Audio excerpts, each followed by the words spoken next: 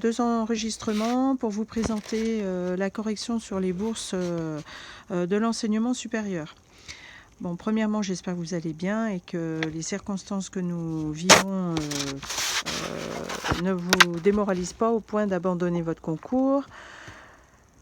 J'espère que vous m'enverrez vos travaux et si les circonstances le permettent, évidemment, si le concours est en juin-juillet, nous ferons tout notre possible pour fixer les 2 séances qui nous manquent. Pour l'heure, moi je voulais vous présenter donc l'enseignement supérieur. Donc normalement sur Tribu, Madame Charrière a déposé la correction qui a été établie. Et là, moi, j'essaie de la commenter avec vous. Je vous ferai 2 enregistrements. Le premier sur la première partie avec l'introduction et le deuxième sur la deuxième partie avec la conclusion. Donc, pour l'instant, toujours la présentation de forme, secrétaire, service du dossier social du CROUS, X, la secrétaire ou le secrétaire X, note à l'intention du directeur général du CROUS. En objet, la note sur les différentes aides financières de l'État et leur modalité d'attribution. Pour l'instant, pas de souci particulier. Pour l'objet, vous marquez donc ce que nous voulons dire. Pour les références, voilà. Pour ce qui est des références, j'ai encore des personnes qui me mettent les documents dans le désordre chronologique. Alors, la première chose, on le rappelle, c'est la hiérarchie des normes. En l'occurrence, on parle du Code de l'éducation, l'article L821-1, du décret de 2016, des arrêtés du 19 juillet 2018, de la circulaire de 2018. En aparté, on peut très bien préciser qu'on va s'appuyer sur l'extrait du rapport de gestion et sur le site étudiant. Quand il y a plusieurs arrêtés, plusieurs circulaires ou plusieurs décrets, on fait attention de bien citer les documents dans l'ordre décroissant, à savoir du plus récent au plus ancien. Voilà, donc ça je voulais le dire une dernière fois. Ensuite, comme d'habitude, nous allons préciser la phrase d'accroche. Alors vous voyez peut-être celle qui est proposée dans la correction. Les bourses et les aides sociales permettent aux étudiants qui n'ont pas les moyens financiers et matériels d'engager des études supérieures avec moins d'inégalités et davantage de sérénité. Je vous en propose d'autres qui ont été écrites par les collègues.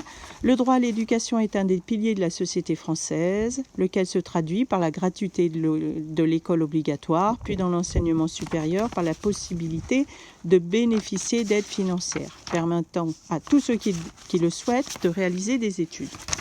Encore une autre, la France est un pays qui compte des milliers d'étudiants. Étudier est un droit accessible à toute personne française ou étrangère. Voilà. Ensuite, on peut parler du contexte. Donc là, on situe le contexte en précisant par exemple ce qu'est le CROUS et ses missions. Donc le Centre régional des œuvres universitaires et scolaires est un établissement public qui a justement pour mission d'améliorer les conditions de vie et de travail des étudiants. Bourse, logement, restauration. On peut aussi donner un autre exemple. Au sein du CROUS, de chaque académie, nous gérons les demandes de certaines aides financières qui peuvent être accordées aux étudiants. Encore une autre. En effet, le système français prévoit des aides financières pour aider les plus démunis par le biais du CROUS, en précisant bien l'acronyme. Dans un objectif d'aide aux étudiants, des aides financières peuvent leur être attribuées sous certaines conditions par le CROUS.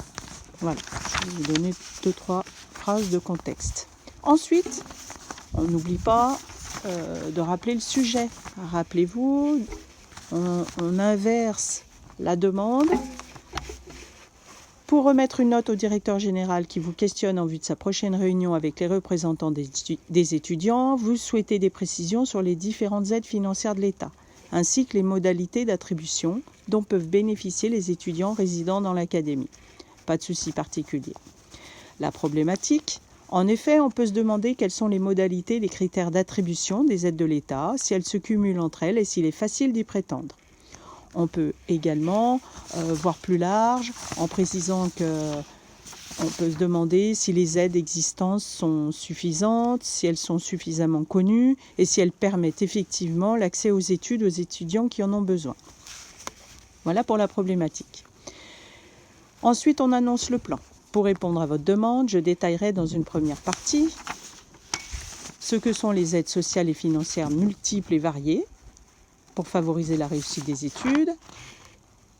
Et en deuxième partie, nous verrons les critères d'attribution souples pour réduire les inégalités. On annonce encore une fois que le 1 et le 2. À ce moment-là précis, je ne veux pas du tout voir inscrits les A, B, A', B'. On se contente de citer les deux parties. Ensuite, on pose le 1, donc des aides sociales et financières multiples et variées pour favoriser la réussite des études. Encore une fois, vous vous rappelez que je vous ai expliqué qu'un bon titre, c'est quelque chose qui résume toute la partie qui va être traitée en n'oubliant pas l'adjectif. Donc là, beaucoup m'ont donné comme correction des aides sociales et financières. Très bien, c'est juste, c'est pas un souci. Sauf que le titre n'est pas assez précis. À mon sens, il convient de lui donner un petit peu de hauteur et donc de préciser ce qu'il y a de spécifique dans ces aides sociales et financières. En l'occurrence, qu'y a-t-il de spécifique? C'est qu'elles sont multiples, variées et qu'elles ont un but bien précis, c'est de favoriser la réussite des études. Voilà ce que j'appelle un bon titre. Ensuite, on annonce, une fois qu'on a posé le 1, on annonce le A et le B. Donc, pour réduire les inégalités sociales et favoriser l'accès à l'enseignement et la réussite des étudiants, l'État a mis en place un certain nombre d'aides sociales. La plus connue et la plus accessible est celle des bourses nationales sur critères sociaux, ça sera le grand A. Les étudiants peuvent également prétendre, sous condition, à des aides spécifiques grand B. Donc là, j'ai subdivisé en deux sous-parties les deux grands groupes de bourses ou d'aides. Donc le grand A, je le pose, les bourses nationales sur critères sociaux, première aide accessible aux étudiants. Et là, on explique tout ce qui fait les bourses nationales exactement comme nous le ferions pour une famille qui viendrait nous voir et nous demander ce que c'est qu'une bourse nationale. Donc on lui expliquerait que la demande se fait en ligne entre le 15 janvier et le 31 mai, que l'étudiant peut utiliser le nombre de droits qu'il peut utiliser. On peut expliquer et exprimer les différents échelons et leurs différents taux et montants. On peut expliquer que cela ouvre droit à un montant annuel, qu'il y a des conditions de ressources et qu'il y a différents cas qui ont été envisagés, les parents isolés, les parents de l'étudiant séparés, le remariage d'un des parents, pacte civil, l'union libre, tous les cas spécifiques qui sont signalés dans les textes. À partir de ce moment-là, quand on a fait notre A, je veux absolument qu'on cite le texte sur lequel on s'appuie et qu'on donne certains mots-clés de ce texte, entre guillemets. Voilà, ça, c'est ce qu'il convient de faire. On s'appuie sur un texte, on le cite et ensuite on l'explique. Ensuite, nous passons au grand B, les aides spécifiques, 2 points, des conditions de cumul sous conditions. Et là, on explique. On s'appuie à nouveau sur le texte, sur les textes de référence. Donc, selon l'article, on cite les mots-clés, entre guillemets, et on explique. Il existe l'aide au mérite, l'aide à la mobilité internationale, l'aide peut être annuelle, l'aide peut être ponctuelle. Ok ? Il peut y avoir aussi des boursiers qui peuvent également bénéficier d'une aide à la recherche du premier emploi. Voilà, une fois qu'on a déjà tout dit ça, on a fini notre première partie. Donc je fais sous un autre envoi, un deuxième enregistrement, parce que c'est trop lourd.